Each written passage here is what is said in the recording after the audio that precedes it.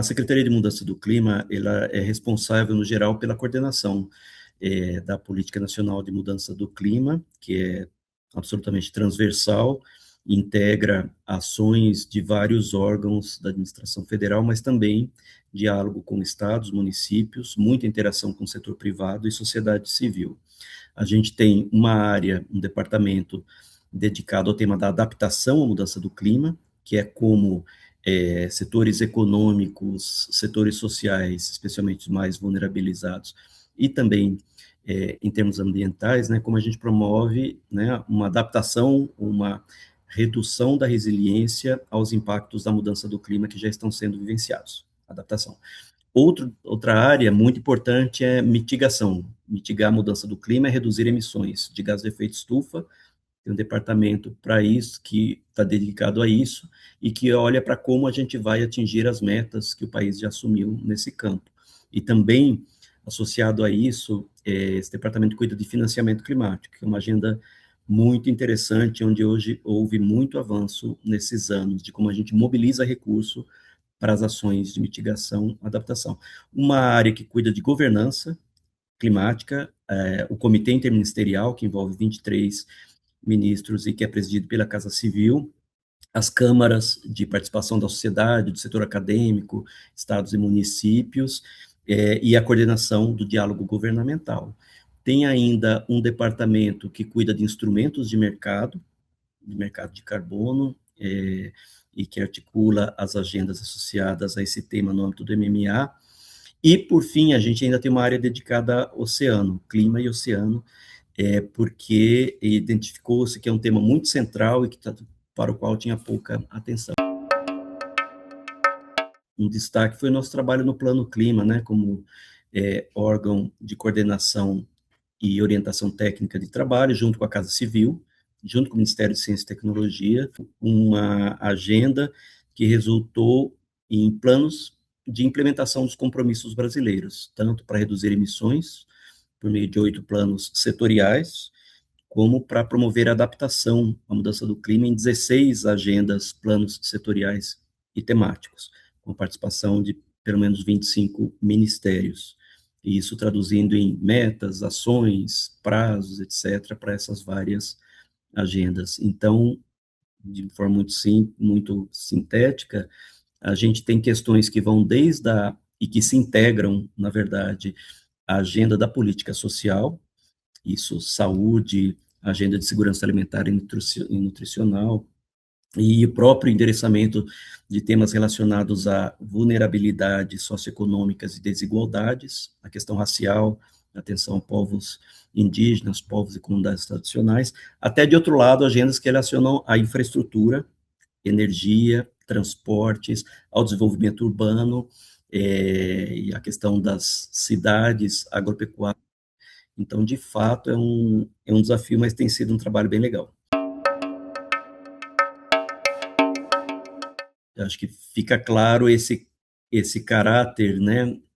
muito intersetorial, muito transversal. Então, a carreira de especialista em políticas públicas de gestão governamental, acho que traz isso na sua origem, na sua matriz, a capacidade de olhar para o ciclo de política pública de forma bastante transversal, tentando identificar, né, qual é o problema da política pública a ser resolvido, né, e como se aborda esse problema ou esses desafios da política pública de uma forma consistente, integrada, coerente, que tenha uma base sólida para intervenção proposta da política pública, que tenha bases de implementação muito claras e sólidas, e aí o diálogo com a base orçamentária, os meios de financiamento, de viabilização da política, a base normativa, as condições, né, de gestão da política, a capacidade de monitorar, de dar transparência aos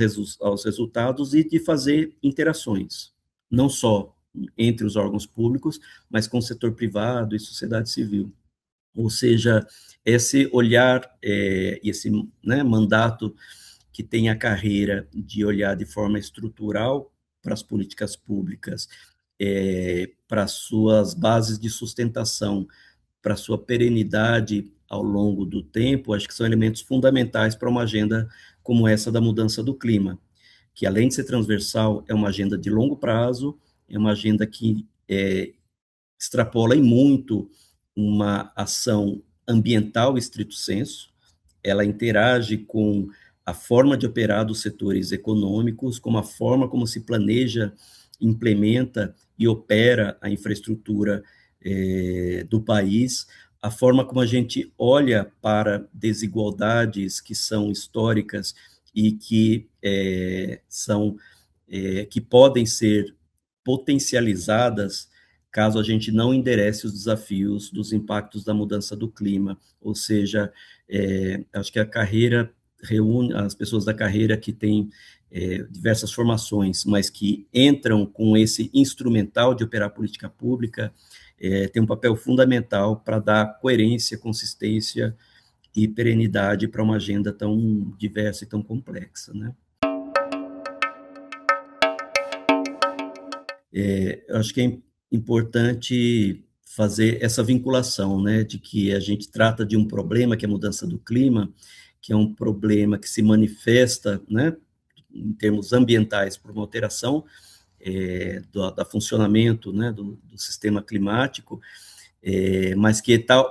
a origem do problema está associado a atividades econômicas, em especial ao uso de combustíveis fósseis nas matrizes energéticas para geração de energia, transporte, calor, etc., mas também para estar na base disso como a gente maneja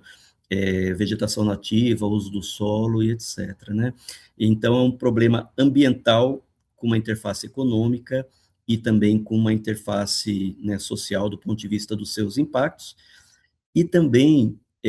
uma interface social muito importante, porque quando a gente fala de transição em modos de produzir e operar, tem questões que são classificadas, né, como de transição justa, né, como a gente faz com que esse seja um processo consistente, com uma agenda de desenvolvimento de país, de crescimento econômico, de inclusão social, que gere oportunidades, que gere competitividades, mas que fundamentalmente agregue no esforço nacional de inclusão, redução de pobreza e combate a desigualdades. Um dos grandes temas do Brasil em mudança do clima, e é diferente de outros países, muito do que a gente emite de gás de efeito estufa está associado ao uso da terra, seja pelo desmatamento, né, degradação de florestas, seja pelas atividades agropecuárias em si, como elas são operadas. E nisso a gente teve muito avanço, né? Quer dizer, apenas